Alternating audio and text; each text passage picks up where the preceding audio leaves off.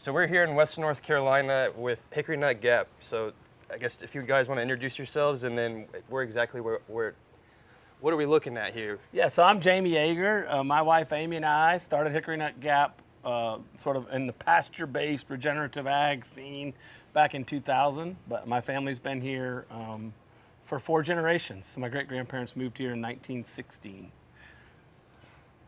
You introduce yourself, I'm Amy Amy? McDowell. I am helping now with marketing, but I've run a lot of different avenues on the farm, including education and markets here, local markets Heck in yes. the area. I would love to talk So about that yeah, later too. we will. Yeah. We'll weave that in. So Yeah, so I'll give you some history. So my great-grandparents moved here in 1916. My great-grandfather was a Presbyterian minister, and my great-grandmother was a artist. And so I always joke that we kind of come by idealism honestly. We have it's part of the family legacy. true. But you know, we had I think it's a pretty typical small farm for the Appalachian Mountains here in Western North Carolina. We had a dairy here, kind of post World War II, through the 90s, like the early 90s. And then I was maybe 12 when we sold the dairy. And then when I was about 22 years old, I graduated from Warren Wilson College just up the road here, and I had kind of been studying. There was a girl who I was kind of dating a little bit in college, who had who had worked on Joel Salatin's farm, Sarah Crapo, and she invited me to go up there for the weekend, and I was probably 19 years old, and I saw all of his direct marketing activity and all that. And we've always had, like even growing up here, we always sold eggs to all the co-ops in town and stuff. My mom was all into that. We had big gardens growing up, so we kind of apples. So we direct marketed everything at that time. And then I said, wait, we can direct market our meat too. You know, that kind of opened up that idea to me, and pasture raised chickens and all that stuff. And so I always joke, Amy and I were young and idealistic about coming back to the family farm and making it work and doing, you know, regenerative wasn't even a word then, right? It was like pasture raised and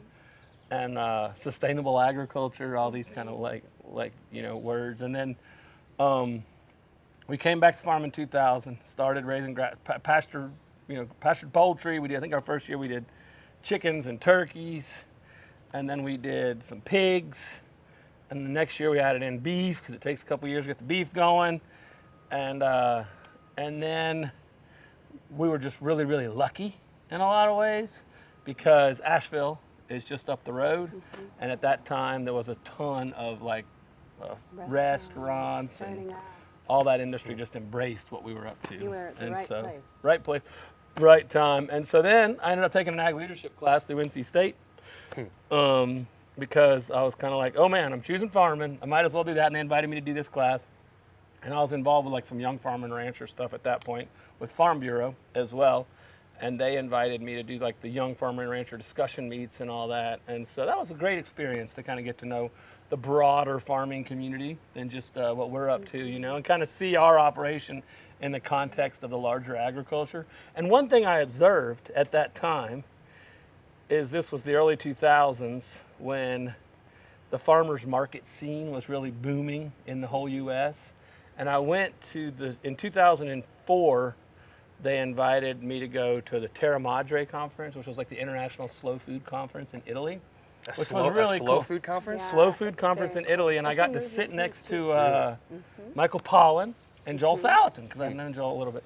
And Michael was describing this book that he was writing about, you know, corn and about the dynamics between corn and beef, and little did I know that he was telling me about his book, The Omnivore's Dilemma, that really sort of changed this entire industry. And so it was pretty cool to be able to sort of be a witness to history there, but also noticing that a lot of times, you know, when you go to a natural food store or whatever, you see a lot of products on the shelf, and then you learn the kind of story behind those products, and a lot of marketing claims are always I guess, like, you know, what I always say is agriculture is way more complicated than any one claim can accurately describe.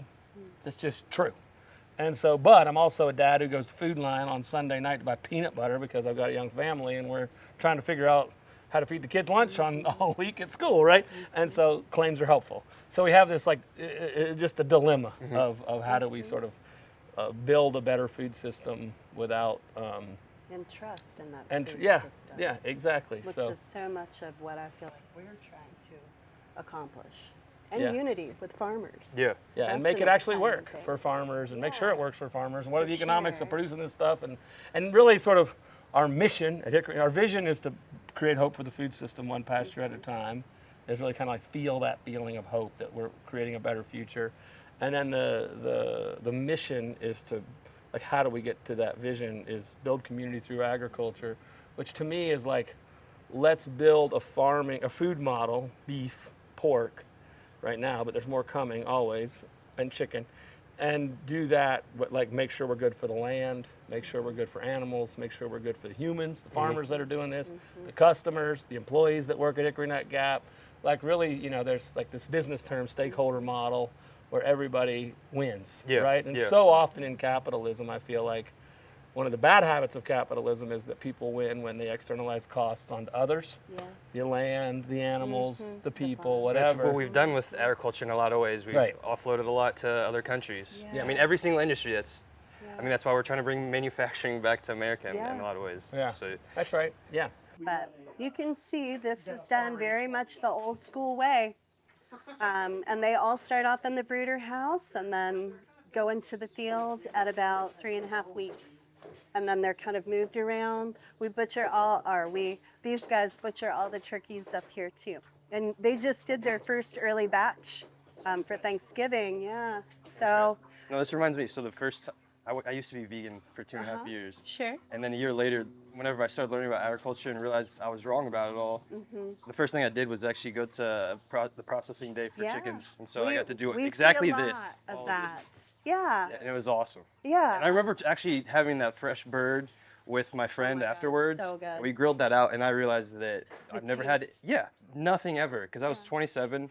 Yeah. I was just like, what the heck? Shoot, there are people that are 80 that have never had it, and it makes me sad, right? That's what I'm trying to get at to consumers too. It's the taste aspect. Yes. The fresh fruit, local fresh fruit done right, you've never had in your Yeah, life. I can totally. guarantee, especially if you've only bought it from a store. And the nutritional value is much better. Yeah, exactly. Tomatoes and carrots that are grown Yeah. in place is the biggest difference. I think that's the biggest compliment we get is people that grew up on a farm and then they go, wow, this tastes just like I remember. Yeah. You know? Actually, that's because the farm I worked on too. I remember I would help out with the farmers markets, and he was an old farmer from actually North Carolina. He would always rave about the collard greens that we'd sell, Oh, yeah.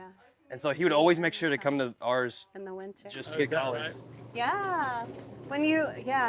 So it's When always, you've had good food, you know the difference. and you can never look know it. back, and that's why I'm also trying so hard because it's hard to showcase the taste Yeah. if you're just viewing everything from a screen. Yes. I joke, I wish you could do like a scratch and sniff, with like the magazine. I wish there was a way to do that with the taste So, I mean, of that's- chicken. That's kind of what I'm doing is now going into our wholesale partners. So we're in Whole Foods, Earth Fare, the co-ops around town, Mom's Markets, Publix, Sprout. I mean, we're in a lot of markets now, thankfully, Yeah. which is how we can keep all of our farmers going together too. But people are savvy.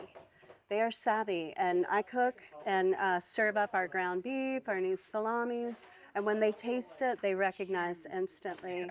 And even if they can't really afford it, I always say, you're going to pay either way, whether it's at the hospital or at the checkout Yeah. counter, and this way you're supporting a local farm and understanding that it really does make a difference to the land, the people, all of it, the animal.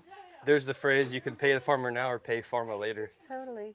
Yeah. And these guys will be going out into pasture pretty soon. They're probably about like 2.5 weeks old. Yeah. Yeah. Now, So- I'm curious, whenever the storms happened, were these areas really affected too, to where you had to rebuild, this You house? look back here. No, this creek. This stayed. Yeah, this was all fine because this creek right here. This is kind of crazy to think about. Like before, Watch out for poison ivy. you back could here, walk. too. Like it was like probably maybe a 2-foot step down to that creek, and now it's like 4. So the whole creek all the way up, and a lot of the creeks around here Yeah. just like It ripped dug it. out 2, and there was Force of crawdads in all the bottoms, like crazy. Because I think they were just They'd all living in been stirred up. all that ground underneath. They had like burrows all the way through there. I didn't know there was that many crawdads in the whole world. Should have I a mean, they were blog. just, We'd poor have to- things were everywhere, Yeah, you know? yeah. Which It is a was- good sign of water Yeah, health. that's and right. honestly, I mean, we're right below the Eastern Continental Divide, so the water quality here is incredible. And it kind of went like this. It was And ripping. so the water here, the farm team, watered everybody by hand and got to work.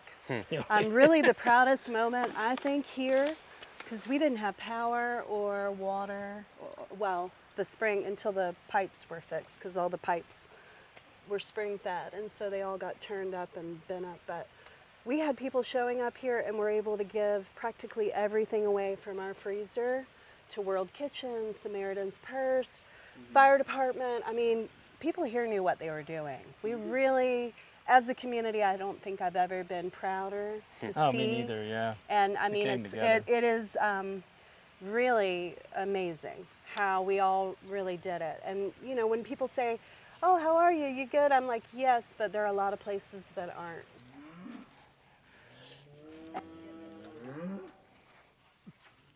So here's the cows, the Hickory Neck Gap, and when we talk about what is sustainability is the big question, right? And to me, the way we answer that question is ultimately from an ecosystem standpoint, you want biodiversity.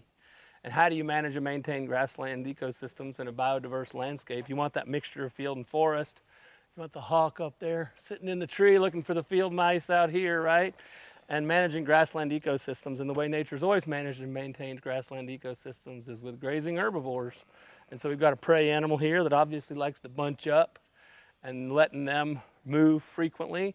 So high density, short duration grazing, rotational grazing, amp grazing. There's like a bajillion names for it nowadays, but essentially it's treating animals as if they are doing what they physiologically do in nature, which is frequent moves. And that gives us the ability to let the grass grow up big, thick, and deep. Come in, they poop and pee, they just peed on it. Poop everywhere. The grass uses all those nutrients to regrow. When the same thing's happening underground, all those roots are going deep into the ground. They die back a little bit. You're building organic matter. Organic matter is carbon, so you're essentially taking carbon out of the atmosphere and putting it to work down in the soil as organic matter. And to me, that's like the most positive story and the most hopeful thing there might be out there. And so to me, like building a food system that builds organic matter in our soils is pretty cool. And the good news is you're creating more biodiversity, you're creating more life. And I always joke what we create here at Hickory Neck Gap is the possible burger. It's possible to do. It's good for the land. It's possible to be good for animals, and it's possible to be good for humans. I love that. And actually. they're the bajillion dollars that Impossible Foods spend on marketing. We can just take it and use it. Yeah, Well, yes. that's the funny thing is veganism and the plant-based meats have definitely peaked. Yeah. I feel like more people are starting to realize that too, more and more. And I'm curious then on just how you talk with your consumer base too on just beef and grass-fed versus grain-fed. Mm-hmm. Do you get? I'm sure you probably get a lot of questions about that. Yeah, I mean, I think that the goal, the opportunity for grass-fed is that when cows are out eating grasses, they're gonna eat. I'm getting licked on. I love that. Hey guys, I'm not gonna spook you. And so apparently they're pretty. Your they're pretty calm. constituents. That's so funny. I mean, the feedlot system is really good at one thing, and that's producing really the cheapest beef possible, especially when you have $3 a bushel corn out there. And, cheap corn is kind of what the engine that our whole food system kind of runs on for the most part. And so the incentive to keep corn cheap is strong with economic policy, with government policy, et cetera. And so to me, and that just goes right into the feedlot system. And so with grass-fed beef, we're going to have a system that's got a lower They They wanna got be your moved. back. It's got a lower carcass weight. You don't have all that energy that corn has. Yeah. I kind of compare it to like a human eating highly processed foods in a just pouring it to you versus versus in a grass-based system, they're eating healthier food. They're actually thriving out there. Their bodies are healthy, and I think that shows up in the meat. Yeah. And it shows up right here to where That's they're right. just Yeah. wanting to say Oh, hello. yeah. They're wanting to say good morning. Totally. Hey guys, And you're not they're, I getting. mean, they're ready You're to not be getting out. moved. You're not getting they out. Are. But also the conversation too with not just corn finished beef, but like your Impossible burger, that's corn and soy, and those are all Oh, like highly monocrops. processed. Yeah. And monocrops that are being heavily sprayed, and then the runoff is going into our water systems. And, you know, so the conversation that I try to have is respectfully, you know, kind of talking about what we're doing and why it's different. 100% grass-fed and finished, especially. And the taste is there, obviously, and the health benefits, but also the land. The land is able to recover. You know, you look out in this pasture and you've got all different orchard grass, you know, red clover, which is incredibly high for protein. pets too. The nutritional content of a 100% grass-fed animal is incredible. You're going to get a higher omega-3 content. You're going to get a peaceful animal, which translates, you know, our processors are not close by either. So we really have to take the effort to make sure that from start to finish that the animal is handled with respect and care, and it translates to a better for all of us. you know. Absolutely. And this So- is on whenever just mentioning Impossible and just the monocropping and all of that. That's one thing too, to me, that a lot of vegans, the reason why they're vegan is they're also disconnected from their food. Because for me, Totally. Yeah. had I gone to this before I started really thinking about it all, I would have never gone vegan. Because Yeah. what especially when you only get your source from online, all you're seeing is factory farming. Totally. And so that's all, because that's the one thing Yeah. I noticed constantly for the last 3 years, I mean, the last 5 years, because I was vegan 2.5 years ago. Anytime people share online, it's always factory farming. They never talk Yeah. about On the this. vegan front. Yeah. Yeah, and so that's what I also try to push is to where once you actually see what they're doing, Yeah. the thing that just makes me irate is this notion that farmers abuse their animals and just don't Yeah. care about them, and Oh, that could not be gosh. further from the truth. First right. of all, it's an investment. I mean, solid, Yeah. straight up. Any farmer that's doing it this way, Yeah. this is a huge commitment, you know, of time and energy and money. Well, I'll say this too with veganism. I mean, I admire intentionality. Yeah, And so I think that vegans are actually one of our target customers, ironically. I agree with Because that. I think once they learn about agriculture, and that's what we encourage at Hickory Nut Gap, is to dig in and learn. So And we fun. want to just be open book about what we do. Yeah. Because we don't have all the answers. We're still learning too. But then, you know, I feel like veganism kind of goes down this road of like, try to create no death, right? Oh, stop it. Oh, stop it. We're talking. We're having a conversation. You're interrupting.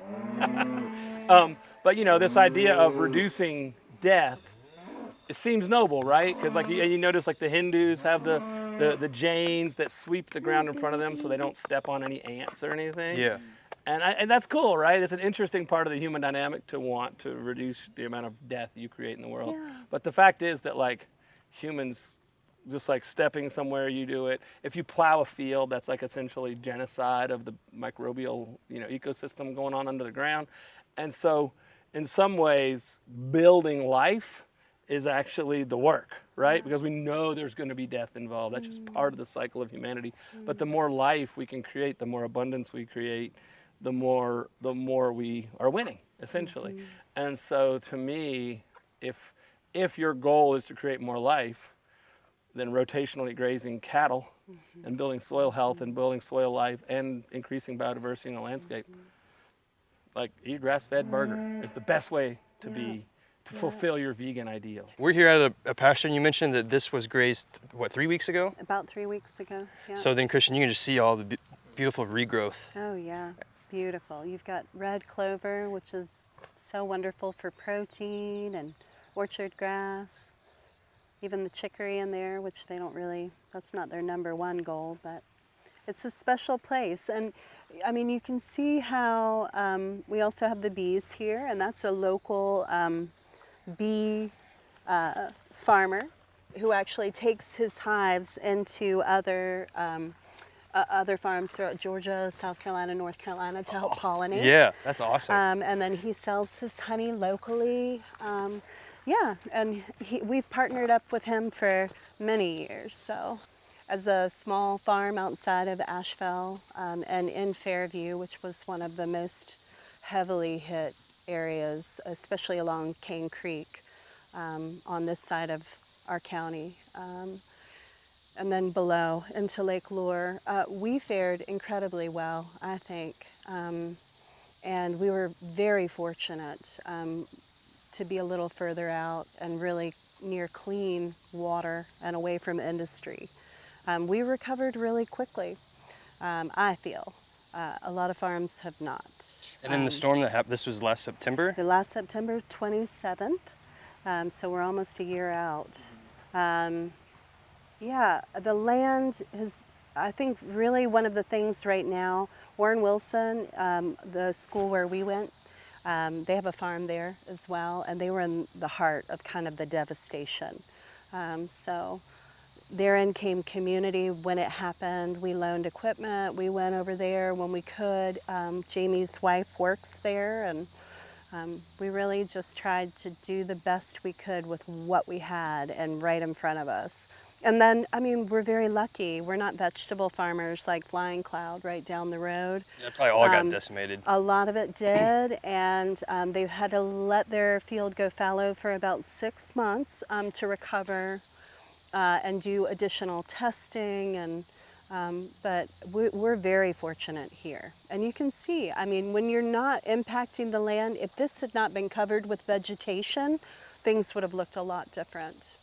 A lot different. The runoff would have been probably so much worse. You can see how they rip up a field.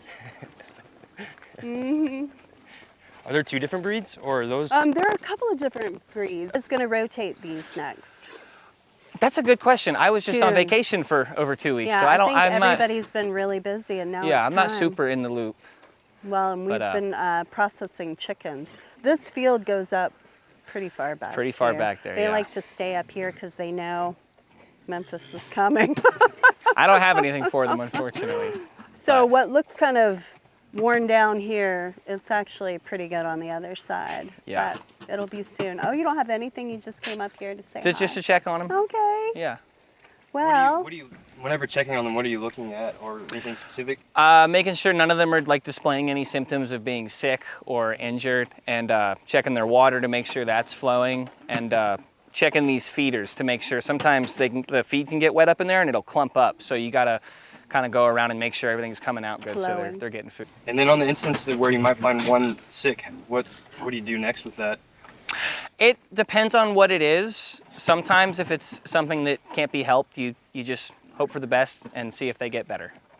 But they're yeah, cold. it really depends on what it is. And we don't, so if an animal gets sick and has to have antibiotics, we'll cull it and it won't be used with our supply.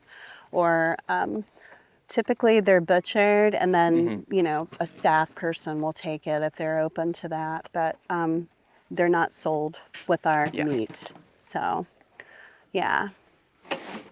And then, I guess my other last question for you, since working on this farm, I guess what's some of your, I guess kind of what she asked, what's one of your favorite things about working with pigs?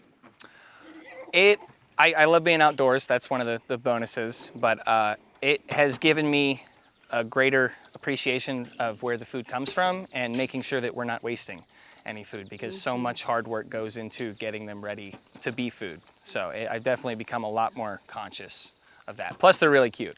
They're one of the cuter ones.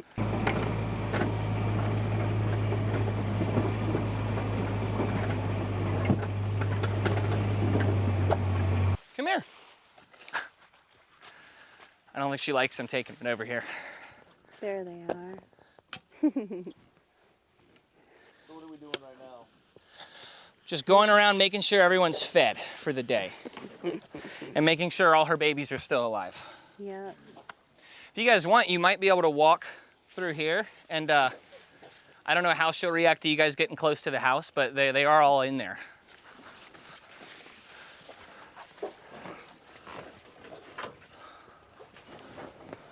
Where'd Virginia go? Making people aware that a space that looks like this in the mountains can be utilized for this purpose. Really, you know, um, not too impactfully. You know, there's still so much green around. I mean, they haven't even gone over into the corner of that field. Yeah. They just want to hang here. Birds, chicken necks, hearts, liver. We get a lot, and then tallow. And you can see the color of that tallow is gorgeous. So this is all in-house? For the most part, yes. There are some wholesale products, like you can find these in stores. And then we do like a heart, liver, ground beef grind. But yeah, everything from heart to pet food, we make in-house. And then, So for the pet food, for example, what's all in that? Brian could tell you a little bit more about that. It's pumpkin. With for the pet food, it's beef and pumpkin. Yes. It used to have some liver in there, but the demand for liver has increased so much that it's no longer available to put in the pet food. Interesting. Then why pumpkin? It was one of those safe ingredients for dogs that when I did a little bit of research, seemed like a safe vegetable to put in there. And then I guess my final question from the customers: what of the feedback you've gotten on just the pet food that here? They love it. Yeah. We seem to have a hard time keeping up with it. Very cool. I mean, it's really high demand because, I mean, we talk about food for humans is really bad, but also now for dogs, Right. there's not, especially in stores, you're not getting anything really good. No, and it's all raw. And I tend not to weigh in on if you should feed it to them raw or cooked. I let people make their own decisions on that. You know, some people feed it raw, some people cook it. Yeah. No, I think you can do either or because I have friends that feed their dogs just straight raw, and not only that they're surviving, I've never seen dogs with such energy. So I'm sure that happens a lot from the pet food here. Yeah, for sure. Teat tender. It almost looks like just beef liver in a way. It does. It is an affordable steak. It's called the Poor Man's Filet. And it is really one of those incredible, like, unknown cuts that people, once you're utilizing the whole animal and reintroduce all of us to how we ate back in, it's affordable. I really love it, and it's flavorful. And it gives access to people that maybe can't afford a ribeye, and to try our meat and have a really beautiful steak and go that route, you know. So that's, yeah, totally. And I love. We've all gotten so used to like one or two things from an animal. Yeah, totally, which are incredible. Don't get me wrong, but really learning how we ate way back when. Is fascinating to me, and I'm sure you too. But yeah, I like it because it's super flavorful, and it's inexpensive. The bavette too is a great sirloin cut that not a lot of people. That's the other great thing about our butchery team, is they really showcase a lot of that, and then also kind of tune people into new things to try.